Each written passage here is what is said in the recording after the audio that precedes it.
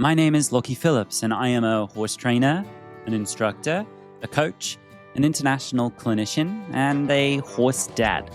This is the Emotional Horsemanship Podcast, your pit stop in a troubled world to explore horse training that puts the horse first. You can expect controversy because, well, frankly, putting the horse first remains controversial. You can expect my opinions because I'm here to share them. You can expect facts because I'm here to share them. You can expect mistakes, and you can expect, well, humanity here because I am fundamentally a flawed human being. This place is a place for our guests and for myself to share our experiences freely and openly to help reach people just like you who have felt things or experienced things or thought things about horses that you might be afraid to speak of in other places. Here, we explore those things. This is your place to come home to horsemanship that just trains horses without saddling them with emotional baggage. Hello, everyone. I hope you're doing well out there in the world and that you are safe, happy, and traveling okay and peacefully at this time. I know that's hard to do at this time because, well, it's kind of a tough time for a lot of people right now. It's a world that's never been more troubled, perhaps in recent memory, probably even since the pandemic. I've not seen so much trouble. And yet, though I am aware of all of the movements in the world, this podcast is a place for us to zoom in on the horse world. But sadly, because this is a podcast that I'm making, it's a place where I also zoom in on my world at the same time. And for that might be a fault of mine, and it might be a strength of mine. It might be both at the same time. But such as that is, it is what you can expect here. And today, I would like to discuss extemporaneously betrayal.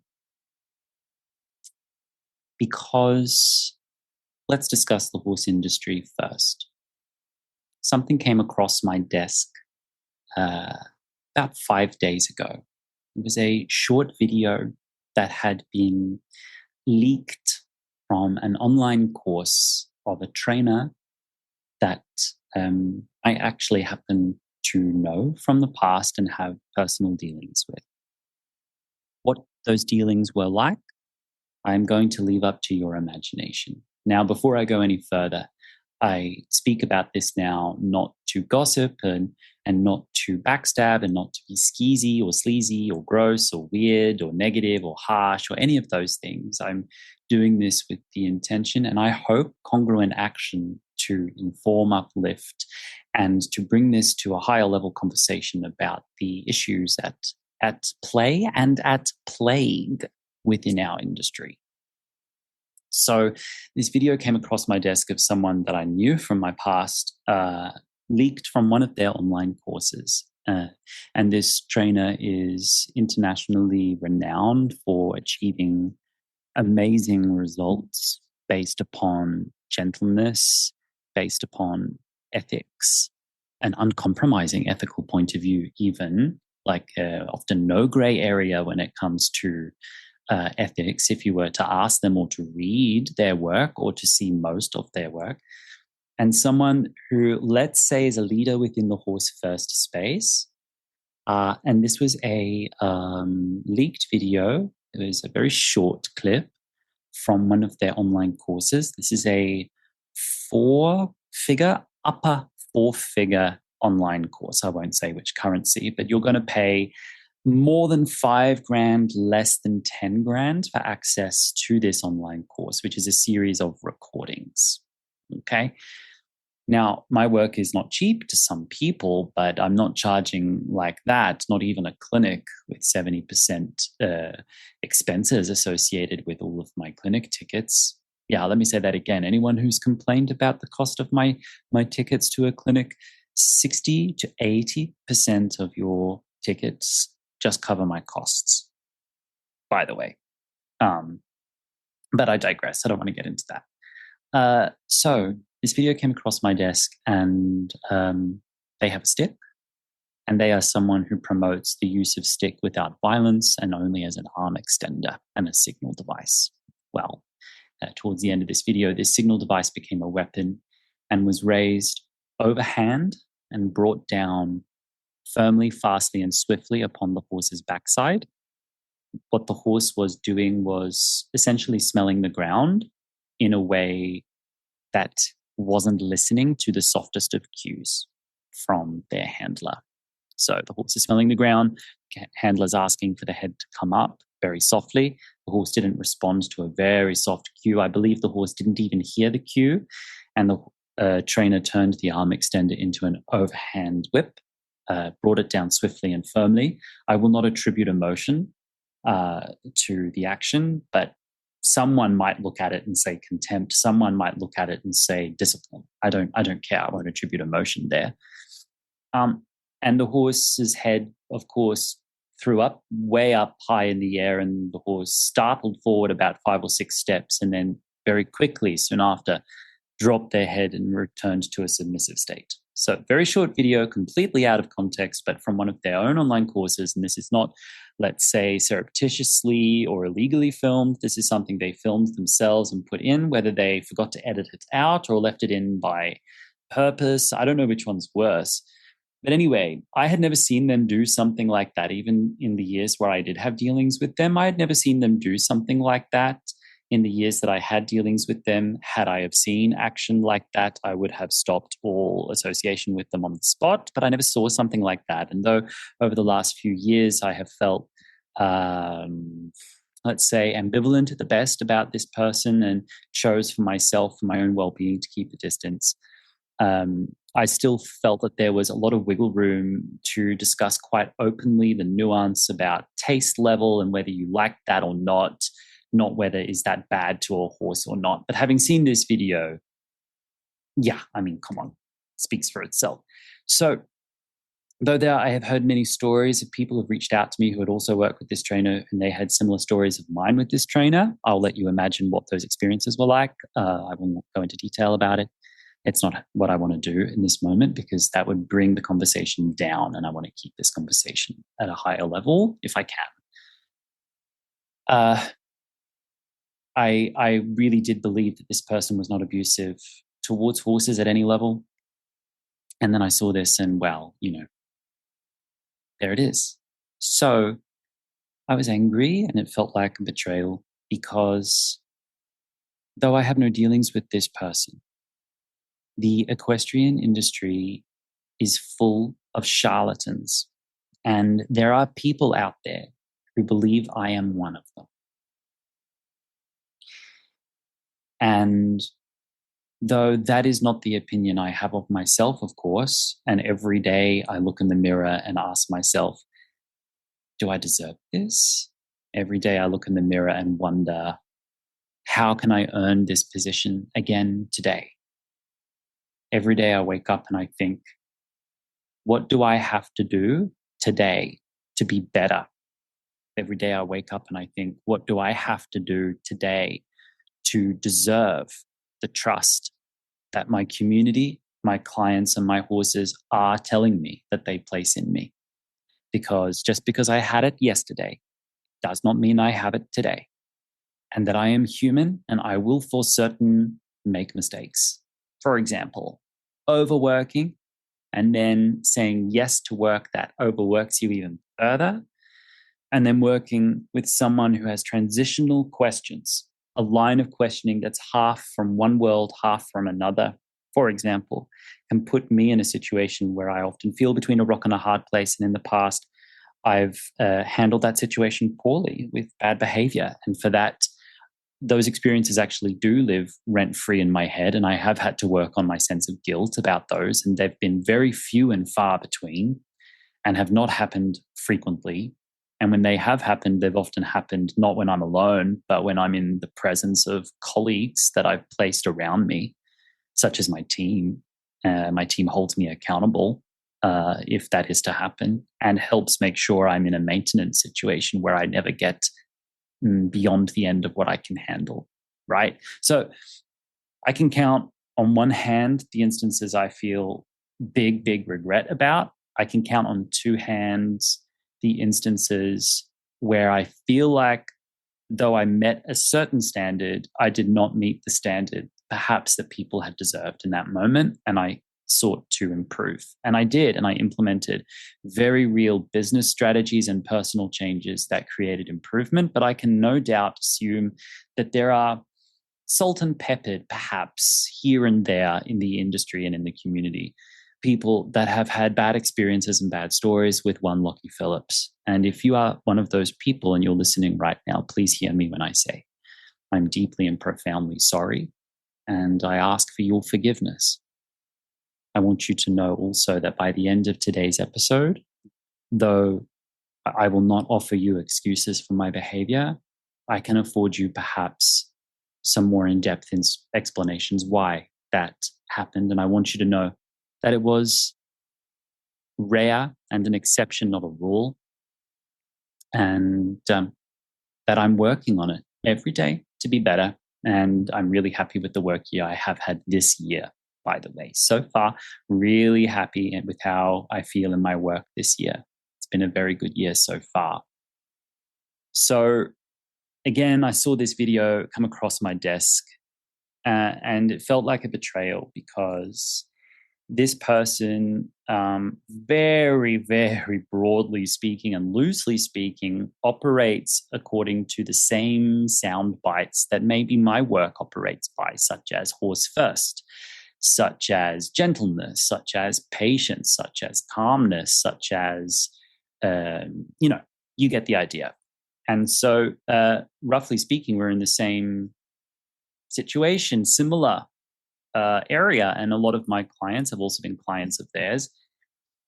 And if there's someone in my circle, even very loosely associated and someone I try to keep a distance from, who is doing stuff like this, charging 10 times what I charge or 5 times what I charge, and then very regularly and consistently leaving people completely divided, not ambivalently divided. You're getting like 5-star acolytes offering 5-star reviews or 1 stars claiming abuse and exploitation. That's what we're getting here. I certainly have people who've given me a bunch of average reviews, and I think that that's really healthy and good, frankly. Because I'm not trying to persuade anyone or divide and conquer. I'm not trying to stand trial in my work and prove anything to anybody. I just want to help people who want my help, and I want to help those horses associated with those people. That's all I want to do. Those are my sole motivations. I'm not interested in a cult. In fact, I spend a lot of time watching Netflix documentaries about cults, not to learn what to do, but to learn what not to do. Understand? And I have several strategies in place between me and my colleagues and my team, and with my clients, including a comprehensive coaching agreement that all of my long-term clients have to sign that makes it really clear what I will and won't do, what boundaries are and are not in place to protect them, to protect me, and to make sure this never devolves in a direction it shouldn't. So I've actually spent a lot of time, money, and energy on creating a professional environment and a structure around me so that I don't fall into the same traps that many horse trainers fall into, especially when they get a little bit of success, a little bit of attention, and they start becoming consistent with their teachings and their techniques in a way that could involve a dirty word in the industry, method, a dirty word in the industry, method. Yeah. And so when all of that starts to happen, I'm now touching triggers. Though emotionally triggers aren't a thing, but I'm just speaking colloquially again with the zeitgeist, right? Because I understand the zeitgeist is still very much with trigger.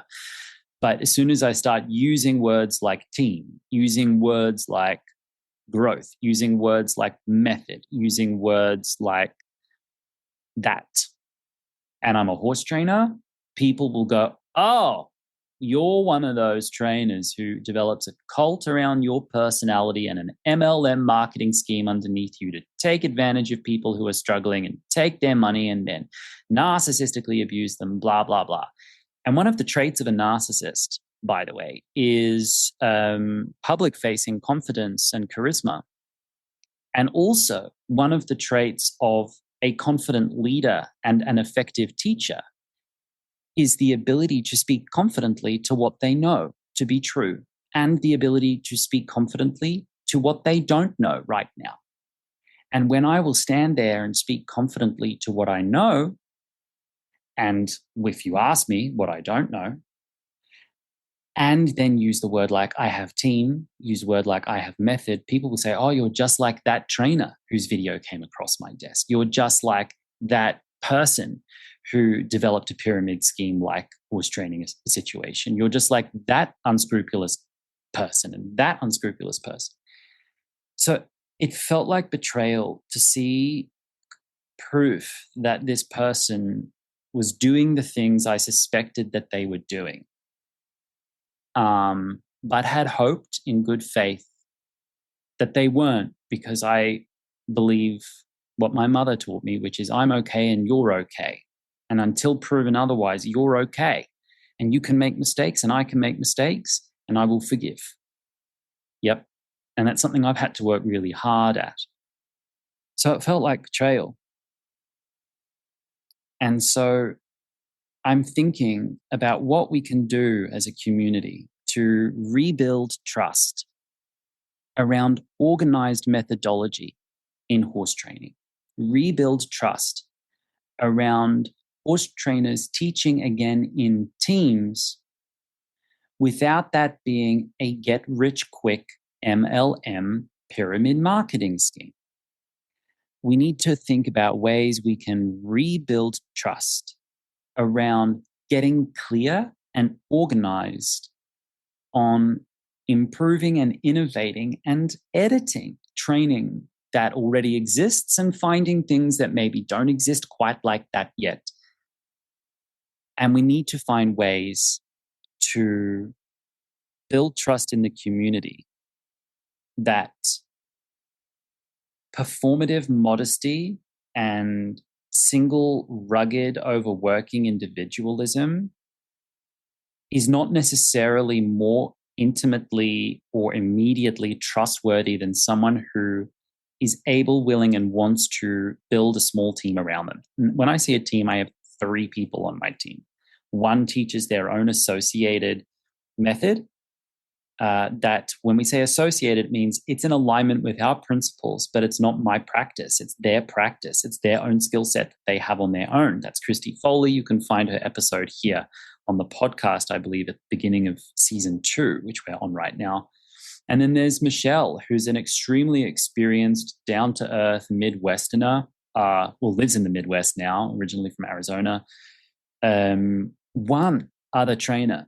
Some of these systemic training methodologies, they have dozens and dozens, if not hundreds of people representing them before they've even kind of flown out the gate. And I'm trying to grow in a sustainable way, in a slow way, and I hope in a trustworthy way, and have people do many hours of independent work before I would ever say I associate. And I don't use the word certify and I don't use the word license because I have no power to certify or license anyone. So I do not. And I'm not going to assert that I have that power either. But I have a team because I had more clients, more people, more human beings asking for my help than I could sustainably deliver without frying my circuits, essentially. And so they also felt like they had very little other option than me because they had really run the gamut. And they were coming to me often as a last resort. Listen, most people don't come to emotional horsemanship because it's a first option, okay? If you're so brave to go try something called emotional horsemanship with a gay guy called Lockie Phillips, you're often there at a last resort. Not always. There are some people who will choose me first now, but you're often there as a last resort. So I needed to create a landing pad for people I couldn't directly assist, who wanted direct assistance, with someone who was someone I would trust myself with my own horses. Someone I had vetted both in person and online, because I have a hybrid business that works online and in person. So I've put a lot of effort, energy, and sweat into creating something that is almost guaranteed not to betray you, though it might not be in alignment with you. I've hoped that it will almost be guaranteed not to betray you. And I say almost because I need to give room for exceptional cases where someone might feel betrayed. And if that's the case, we refund you according to our terms and conditions that you've agreed to, right? So I don't want to get too deep into all of that because it starts to feel a bit gauche and a little bit redundant. But this video that came across my desk, it felt like a betrayal. And I know that horse trainers, though I don't like standing on trial, I believe horse trainers are on trial now, even by strangers on the internet, and for good reason. Because if videos like that exist in the world from people like that, then what is everyone else doing? You know, what is everyone else doing? Because there are trainers out there who will exert overhand strikes on a horse, but their public facing messaging around their training factors all of that in a really honest and straightforward way. I won't name well, I will name names because Clinton Anderson, for example, who definitely doesn't know that I live and breathe in the world, and if he did, would most definitely scoff and think I'm absolutely off my rocker. Yeah, that's a projection, by the way, not a statement of fact. That's an opinion based upon an emotional projection, not a statement of fact. And I'm doing that for dramatic emphasis. And I hope maybe a little bit of entertainment because we all maybe could use a little chuckle. But anyway, he will do an overhand strike upon a horse with a carrot stick or something similar, and has no qualms doing that and putting that out on Facebook, on social media for free, on YouTube for free and charge for it too. And then we'll sit in a podcast interview straight up and down, buttoned up, look the camera right down the barrel and tell them that that's what he does. And he's not trying to hide that, obfuscate that, or pretend he's something he's not. And though he's not a trainer that I would stand in alignment with necessarily, I can respect the way he knows himself and stands in himself. And in fact, trainers like him, cut from his cloth, this is again, maybe a projection, I could be wrong. Trainers who are cut from that cloth, overhand strikes, but stand in it congruently, generally speaking, across the board, will be congruent about it. They do it out in the open. It's accepted in their circles and it's out in the open. I'm not discussing the ethics of it. That's a whole other conversation. And if you know me, I hope you know that an overhand strike is an out of bounds behavior towards a horse.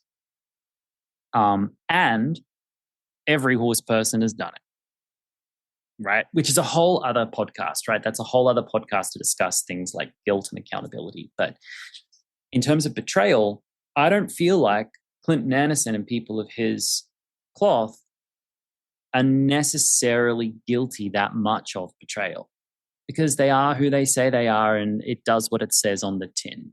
Yes. So those types of trainers are in there.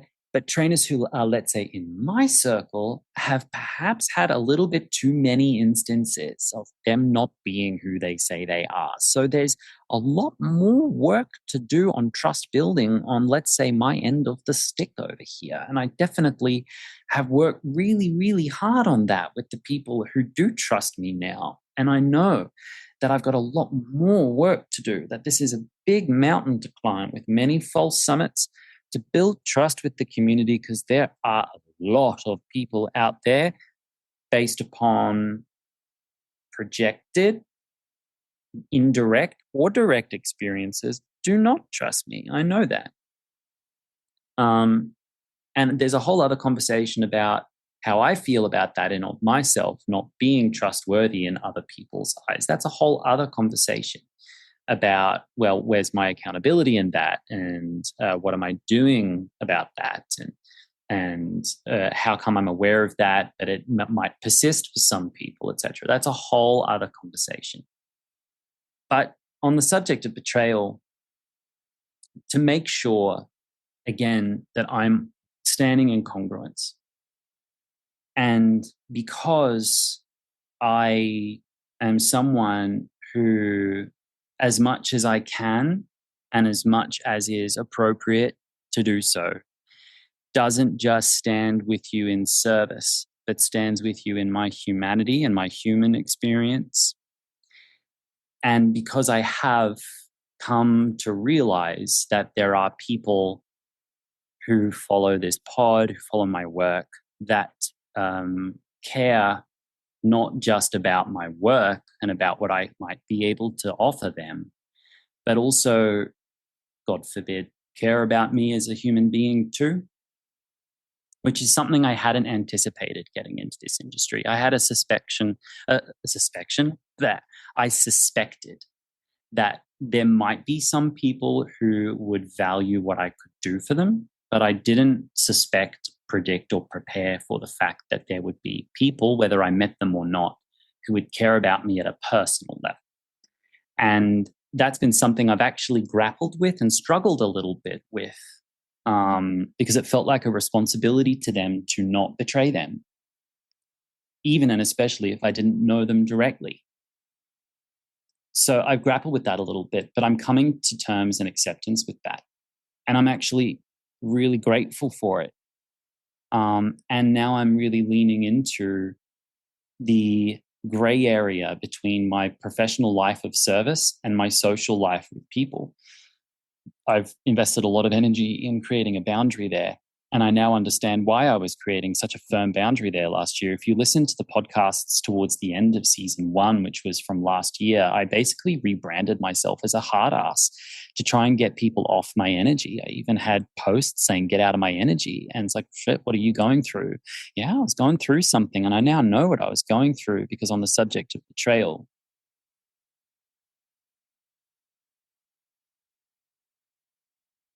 if you go back a few episodes in this pod, I shared with you a post-clinic reflections. And at the end of that post-clinic reflections, I mentioned that something changed in my personal life when I came back from my world tour, a world tour that I think did its very best to do as little harm as possible and as much good as possible.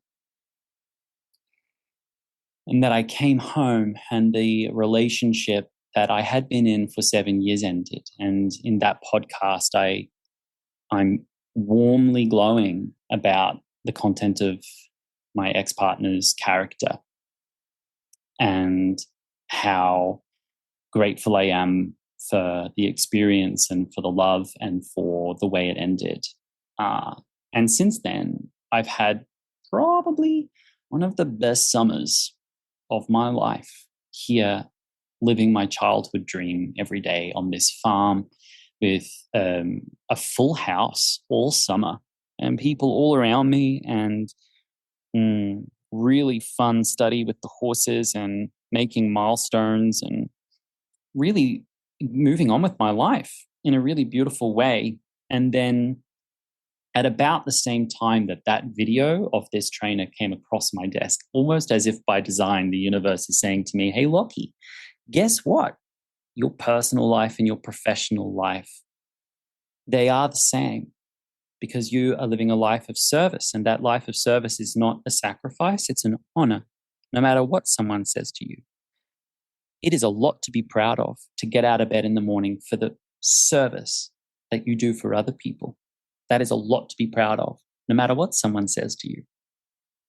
And so at the same time that video of an overhand whip came across my desk, something else came across my desk that felt like an overhand whip. A betrayal. Evidence of a betrayal that goes back at least months, if not years. And that this was the reason why I came home from a world tour where I was not having a holiday. I was schlepping my wares from pillar to post to spread a message of love and kindness within this community, to hopefully do good work in the world, to create a business that sets up a long-term success and security for my little chosen family here in Spain, for them, that they had agreed to. And now, 2 months after the end, I find out that there is betrayal involved. And so this whole weekend, I've been in what can be described as a deep ceremony. And I got my full Aries sun about it. This is the part where I'm going to lose anyone who doesn't really believe in astrology, but I got my Aries sun open. I'm an Aries sun, Cancer moon, Cancer ascendant. It's not easy to have those things cohabitate in the same body, but we can send you over to Emily Frost to find out more. But I turned on my Aries sun and I decided I need to flush the rat out from its hiding place and bring the truth back into my life and give them an opportunity to do the same. So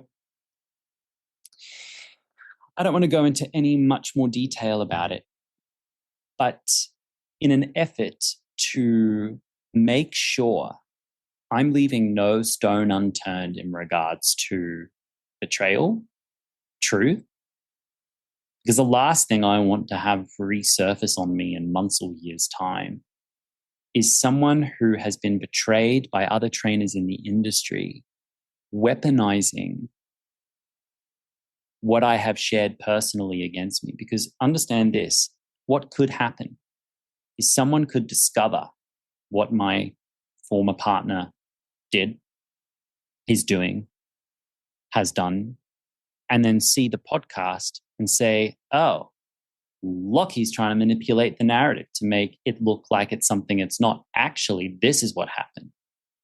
That is intolerable.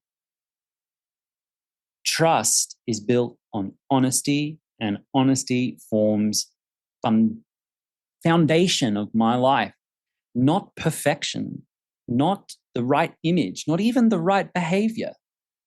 Not even the right behavior. For me, that's not a fundamental value in my life. Someone can be poorly behaved for me. They can be imperfect and make mistakes. In my life, I am really okay about that. I can stand in front of a trainer who does something that I think is imperfect and something I think is a mistake and something that I would argue one side or the other. But what is not okay is for that to be done in the cover of darkness only, and then to have a different story told about it and have the story manipulated and weaponized against others. So